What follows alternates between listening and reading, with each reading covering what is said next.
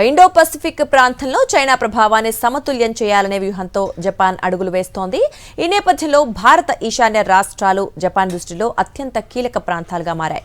Connectivity నుంచి సెమీకండక్టర్ల వరకు, భద్రత నుంచి సరఫరా గొలుసుల వరకు జపాన్ వ్యూహంలో ఈశాన్య భారతదేశం ఎందుకు కేంద్ర బిందువుగా మారింది?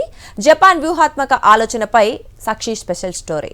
ఒకప్పుడు దేశానికి దూరంగా అభివృద్ధికి వెనుకబడిన ప్రాంతంగా భావించిన ఈశాన్య భారతదేశం ఇప్పుడు అంతర్జాతీయ వ్యూహాలకు కేంద్రంగా మారుతోంది. అసోం, అరుణాచల్ ప్రదేశ్, మణిపూర్, మిజోరం, నాగాలాండ్, మేఘాలయ, త్రిపుర, సిక్కిం ఈ 8 రాష్ట్రాలను జపాన్ ఇక కేవలం సరిహద్దు ప్రాంతాలుగా చూడడం లేదు, ఆసియా భవిష్యత్తును మలిచే వ్యూహాత్మక ద్వారంగా చూస్తోంది. జపాన్ ప్రతిపాదించిన free and open Indo Pacific దృష్టిలో ఈ ప్రాంతానికి ప్రత్యేక స్థానం కల్పిస్తోంది. ఈశాన్య భారతదేశం 4 కీలక దేశాలతో అనుసంధానమై ఉంది. చైనా, మయన్మార్, భూటాన్, బంగ్లాదేశ్లకు సరిహద్దుగా ఉండడంతో దక్షిణాసియా, ఆగ్నేయాసియాలను కలిపే సహజ వాణిజ్య మార్గంగా ఈ ప్రాంతం నిలుస్తోంది. భారత్ అమలు చేస్తున్న యాక్ట్ ఈస్ట్ పాలసీ, జపాన్ అమలు చేస్తున్న free and open Indo Pacific వ్యూహం రెండూ ఇక్కడే కలుస్తున్నాయి. భవిష్యత్తులో ఆసియన్ దేశాలతో వాణిజ్యాన్ని మరింత విస్తరించడానికి ఈ ప్రాంతమే ప్రధాన ద్వారంగా మారనుంది.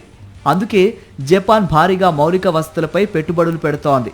రోడ్లు, వంతెనలు, విద్యుత్ వ్యవస్థలు, పట్టణ మౌలిక వసతులు, సరిహద్దు కనెక్టివిటీ ప్రాజెక్టులకు జపాన్ అంతర్జాతీయ సహకార సంస్థ జైకా ద్వారా నిధులు అందిస్తోంది.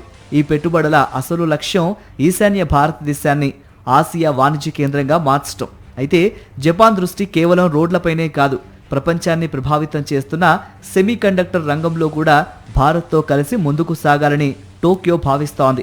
చిప్ తయారీ, ఎలక్ట్రానిక్స్, హైటెక్ తయారీ, సరఫరా గొలుసుల భద్రత ఈ రంగాల్లో భారత విశ్వసనీయ భాగస్వామిగా ఎదగాలని జపాన్ కోరుకుంటోంది. చైనాపై ఆధారాన్ని తగ్గిస్తూ ప్రత్యామ్నాయ తయారీ కేంద్రాలను అభివృద్ధి చేయాలనే లక్ష్యంతో ఈ భాగస్వామ్యం ముందుకు సాగుతోంది. ఈ భాగస్వామ్యానికి మరో ముఖ్య కారణం భద్రత. చైనాతో సుదీర్ఘ సరిహద్దు కలిగిన ఈశాన్య ప్రాంతం వ్యూహాత్మకంగా అత్యంత సున్నితమైనది. ఇండో పసిఫిక్ ప్రాంతంలో స్థిరత్వాన్ని కాపాడేందుకు భారత్తో కలిసి పనిచేయటం జపాన్కు అత్యంత అవసరంగా మారింది. అందుకే రక్షణ, సరఫరా గొలుసులు, కీలక ఖనిజాలు, సాంకేతికత, కృత్రిమ మేధస్సు వంటి రంగాల్లో కూడా రెండు దేశాలు సహకారాన్ని వేగవంతం చేస్తున్నాయి. నిపుణుల అభిప్రాయం ప్రకారం ఈశాన్య భారతదేశం అభివృద్ధి చెందితే స్థానిక యువతకు ఉపాధి అవకాశాలు పెరుగుతాయి, విదేశీ పెట్టుబడులు పెరుగుతాయి, తయారీ పరిశ్రమలు విస్తరిస్తాయి, ఆసియన్ మార్కెట్లతో వాణిజ్యం మరింత బలపడుతుంది. ఇది కేవలం ఒక ప్రాంత అభివృద్ధి మాత్రమే కాదు, ఆసియా ఆర్థిక వ్యూహాత్మక సమీకరణలో భారతదేశానికి కొత్త అవకాశాలను తెరుస్తుందని విశ్లేషకులు చెబుతున్నారు. ఒకప్పుడు భారతదేశ అంచున ఉన్న ఈశాన్య భారతదేశం ఇప్పుడు ఆసియా భవిష్యత్తును నిర్ణయించే వ్యూహాత్మక కేంద్రంగా మారబోతోంది. కనెక్టివిటీ నుంచి సెమీకండక్టర్ల వరకు, భద్రత నుంచి ప్రపంచ సరఫరా గొలుసుల వరకు భారత్ జపాన్ భాగస్వామ్యంలో ఈ ప్రాంతం పోషించే పాత్ర రానున్న రోజుల్లో మరింత కీలకం కానుంది. మరిన్ని అప్డేట్స్ కోసం ఛానల్ను సబ్స్క్రైబ్ చేయండి. నోటిఫికేషన్స్ కోసం బెల్ ఐకాన్ పై క్లిక్ చేయండి.